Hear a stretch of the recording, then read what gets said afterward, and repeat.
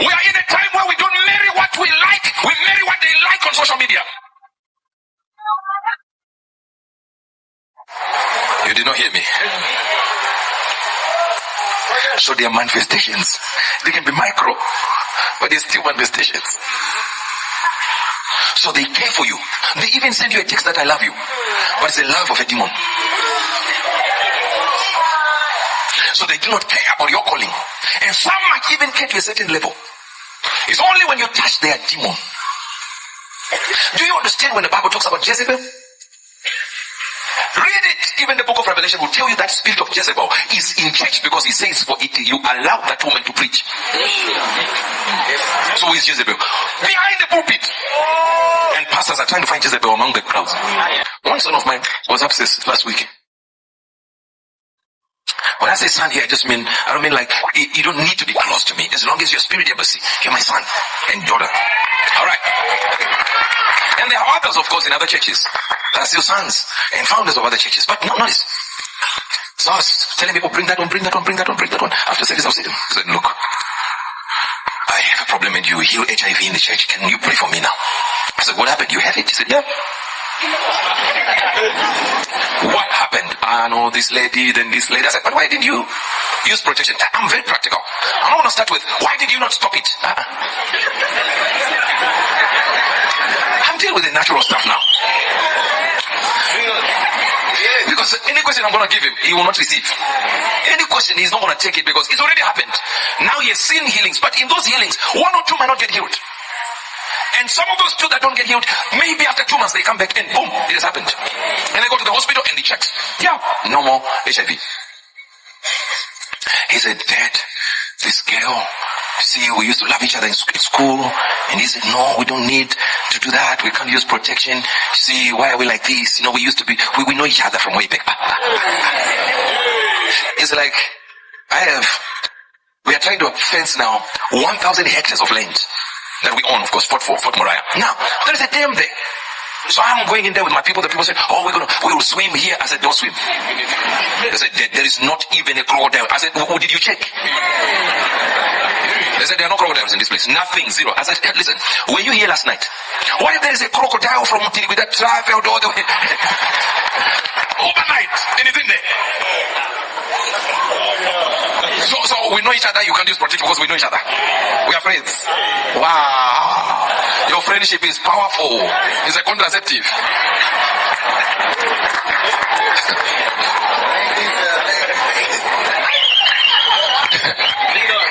And let me just get you to rest a little bit.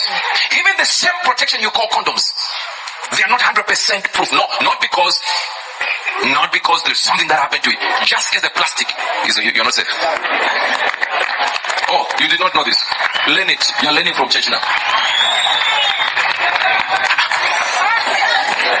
Do you think that pepper is Jesus? So the whole thing is, if you decided and you have no power to prevent it, abstinence. Maybe it's a big word I just said. Cross your legs. You hear what I said? Now you know now. But the house is called into a room. He gets in. There is a woman naked. He says fire. And he doesn't even know the woman is in the what? In the wardrobe.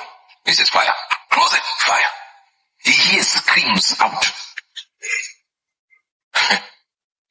Hear this. With apostle. Watch this. He went out the window. Still. That's the spirit telling him what to do. Hear this. Few days later, he hears the woman died of AIDS.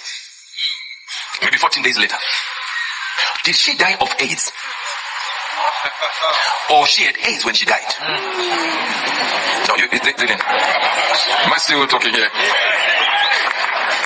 No, did AIDS kill her? Or the man that was in the room killed her? But she was found to have had a disease that if the apostle was weak, he would have contracted the same disease. Remember when I was preaching for Prophet Uebert there? At the City Sports Stadium. And sis was sender. And I was preaching for my brother. What happened was, I just stood there. It was the first days, remember, of the prophetic revival coming into Africa. And I'm standing there and I said to a man, old man, I said, you, don't go back home. And everyone is looking at me like, don't go back home. Is there any instruction? Maybe the prophet wants to see him. I said, divorce your wife. The whole church went cold. You remember? Yeah, he was holding my mic that time. The whole church went silent. Like, what type of a man of God would tell a man to go and divorce his wife now? I said, don't go back. Never. Don't do nothing. Don't go back. Prophesied that the wife was in South Africa, but when she comes, don't touch her, don't sleep with her, block the phone and don't go back home. This man is a father now. Of course he has said, yeah, I'll not go back home. I said, the family will accuse you after what I know will happen. They will accuse you and leave you with something in your house for days. You would have to go to the police and remove it. He did not listen. Because I never explained what it was.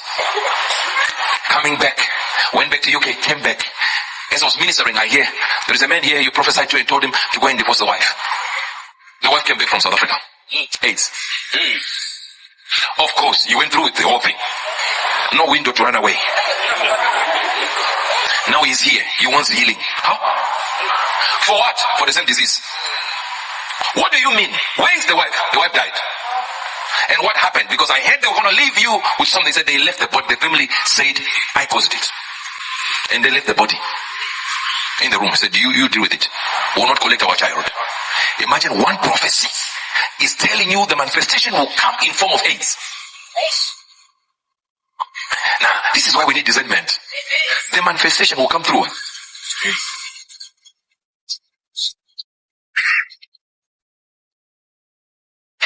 Man of God, what do I do now? Don't sleep with them.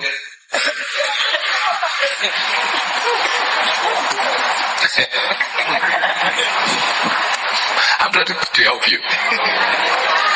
Your problem is you are used to church so much that if a demon doesn't say, I'm the demon, I am the demon of this, you never see manifestation. Because you want the manifestation to sound spiritual and dramatic, special effects. Screams, that's what you want. If they show you signs, trust me by God, they are about to show you wonders. You're missing this one. God, you don't understand. I love this woman. I love her so much. Are you even getting what I'm saying? Yes. Now, in fact, start from number 10. It's a lot. He cutted out rivers among the rocks, and his eyes seeth every precious thing. Are you here? I'm left with 5 minutes. He bindeth the flood from overflowing, and the thing that is hid bringeth he forth to light. But where shall wisdom be found? Where is wisdom? If you look, the verse we just started, it says death and destruction. Thanatos and Abaddon. These are names of demons. And the demons are asking, where will we find wisdom? They are looking for intelligence to use against you. And you are waiting for manifestation. And yet they are so intelligent that they are using just microaggressions. You just know by the way someone looks at you, like, this is a demon inside. He just managed himself. Delilah laughed. Loved Goliath. Loved Goliath. David had a wife who loved him to the point of telling him, listen, you are afraid of dancing. But here you are dancing naked. Are you crazy? Bold enough to confront the king and say, why are you dancing like this? You're embarrassing me among all the ladies in Israel. She forgot her own father danced naked as well before this time. But she was able to control a whole king. You think somebody is taking care of you, is really caring for you, when they are actually preventing you from accessing the presence of God. Because the demon is a caring demon. And its manifestation is in showing love. The Bible says, do not be like the hypocrites, for they love to pray. Then it says, in open places. But at least they love to pray. So love for prayer might make you a demonic manifestation. I'm still here. The Bible tells us right there that in the ark was found the manna, and the stuff in the book of the law, 3 things. Then you fast forward, you realize now there was only the stuff and the book of the law. That means the stuff was gone and the manna was gone, and the stuff represented the law and the year, and the manna represented the prosperity. And how come now there is only the book of the law left? Instructions: thou shalt not, thou shalt not. Why? And who stole the manna? When only in the Holy of Holies only pastors are allowed. That means preachers are the ones who store prosperity. In the time of Jesus, one Jesus would feed the 5,000. In our days, 5,000 member church feeds one pastor. So the pastor has no business, nothing. He does not think of anything. Not entrepreneurial skills, not zero. All of them gone. Only tithe and offering. And all the prophetic he knows how to do is to prophesy that God is saying. Those with 1,000 come to the front. You don't know my name. You never prophesied anything. How come God only speaks on figures? Are you hearing me? You're going to locate events, ideas. See microaggression, notice some micro movements and be able to go, no, that's not you. Jesus was busy talking to Peter. Who do people say that I am? You are this, you are this. They say you are this, you are this. And Peter comes out and says, thou art the Christ, the Son of the living God. Wow. Jesus said, yeah, you're right. That's why I love you, Peter. You're right. Flesh and blood is not told that unto you, but my Father which is in heaven. The next minute, he says, get thee behind me, Satan. Same Peter.